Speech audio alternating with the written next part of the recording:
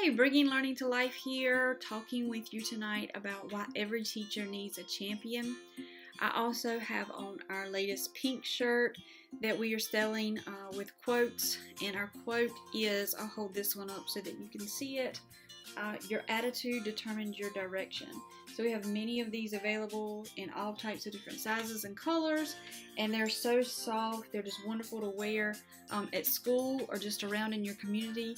We believe in the power of words, and so what better way to express our words and just show the power of words than to wear them. And so if you would like to get a shirt, you can go on bringinglearningtolife.com and click on the shop button there to get your shirt. I wanted to talk with you again about why every teacher needs a champion. There is a wonderful video, I hope you'll take some time to watch it after you watch this one, by a lady named Rita Pearson on YouTube called Every Student Needs a Champion. And every student does need a champion. It's a wonderful video that makes us pause and reflect about the power of our words and our actions and how we speak and act to students and the impact that it has on them.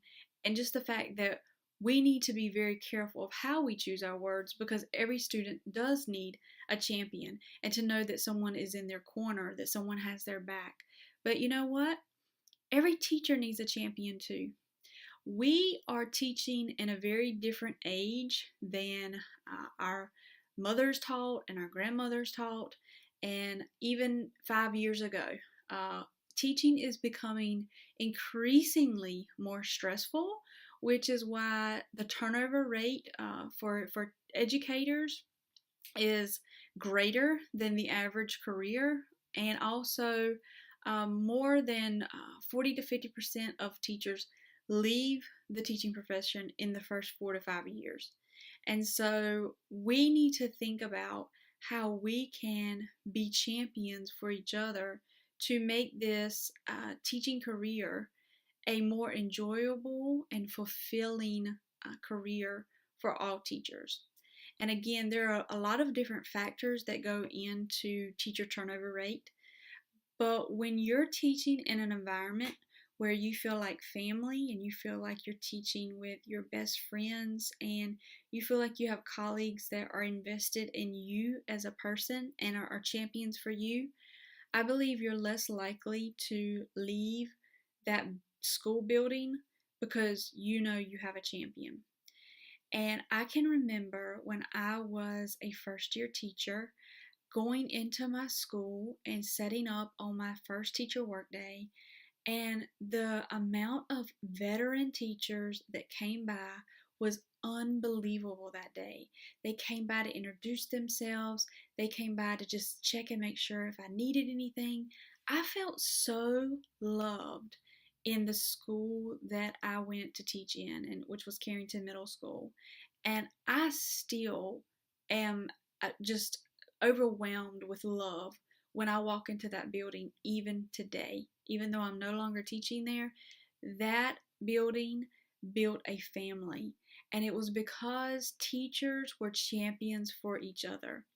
And there was one particular lady named Miss Eileen Hartwell who came by my room on that very first teacher work day. She asked me if I needed anything. She got to know me. And then I remember her coming back at the end of the day, and she actually had a whole handful of stuff in her hand. And she bought me lesson plans. She bought me examples of student work. She bought me resources that she had used that were tried and true and that she knew that would work for me. And from that day, she became my biggest champion. She saw in me things that I didn't even see in myself. And so by the time I had been teaching my second year, I had finished it, my principal wanted to reshuffle my team and asked me if I would be the team leader. And I wasn't ready to be a team leader. I just didn't feel like I could add it to my plate. I didn't see myself as a leader. But you know what? My champion did. Miss Hartwell, she saw me as a leader. And guess what?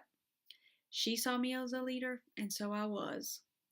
And then about my 7th or 8th year teaching, another opportunity came up for me to lead in the district in a different way. And I really didn't see myself as a leader again. But she saw me as a leader once again, and she encouraged me to step up to that leadership position. And because she saw me as a leader, I was. And eventually it started to sink in to me because she built my confidence and she saw me as a leader. And I really can honestly say I don't think I would be where I am today in terms of leadership and even speaking to you right now, having the confidence that I do, if it wasn't for her being a champion for me. And so not only are there teachers that are wonderful champions for our students, there are teachers that are champions for other teachers. And this is vitally important in a school. And I want to challenge you today. How can you be a champion to someone else in your school building?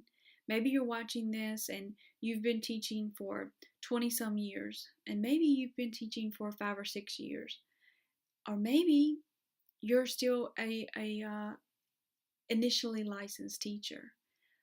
But I think there's ways that we can all be champions to each other. We can all let someone else know what we see in them. We can go by and be a listening ear.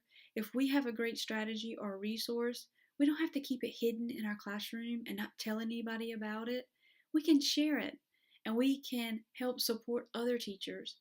I believe that when we teach in environments where we're supported and we feel love and we don't feel like we're just going to school to have a job, but when we feel an obligation to our coworkers as family and as best friends, we're not going to leave that job as quickly.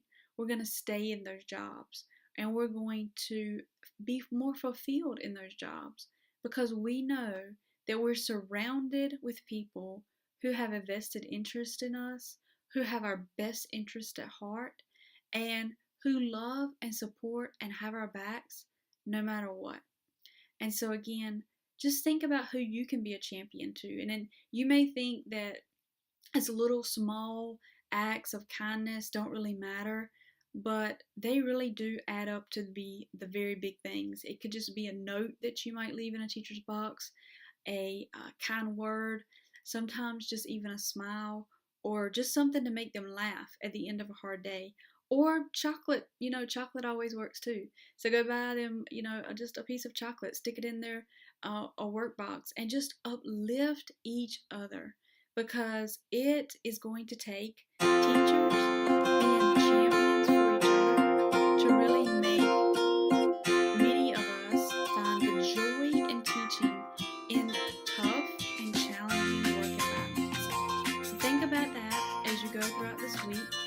And if you have questions or comments that you want to leave or have ideas about ways that teachers can be champions for each other, please don't hesitate to message me. Thank you, and if you like this video, don't forget to like or subscribe to our YouTube channel so you can get notifications as we put out new videos each week. Thanks, and have a wonderful